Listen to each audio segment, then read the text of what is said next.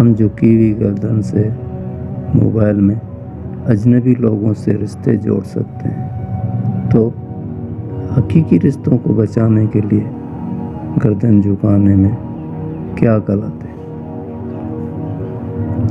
ہم social media پر فرشتے بنے ہوئے لوگ اگر حقیقی زندگی میں صرف انسان ہی بن جائیں تو کمال ہو جائے۔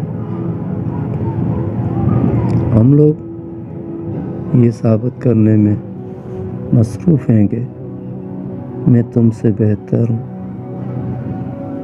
ہمیشہ قصور تربیت کا نہیں ہوتا، کچھ رنگ صحبتوں کے بھی چڑھتے ہیں۔ بھولتا تو کوئی نہیں، بس یاد کرنے کے بہانے ختم ہو جاتے ہیں۔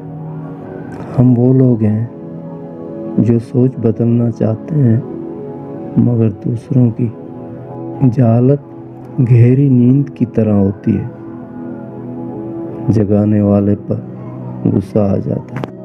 یہ وہ لائنز ہیں جو ہم سوشل میڈیا پر سنتے رہتے ہیں، بلکہ آگے دوسروں کو بھی شیئر کر دیتے ہیں، اور آگے اگر آپ جس کو بھی شیئر کر رہے ہو اس میں یہ دو ہی مطلب نکلتے ہیں۔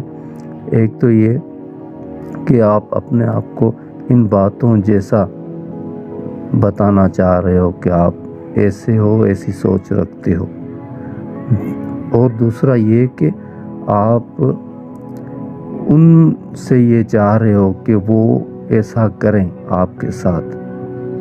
تو اس کا مطلب ہے آپ کو یہ باتیں اچھی مطلب صحیح لگی ہیں۔ اگر صحیح لگی ہیں تو صحیح باتیں تو ہمارے لیے بھی صحیح ہوں گی۔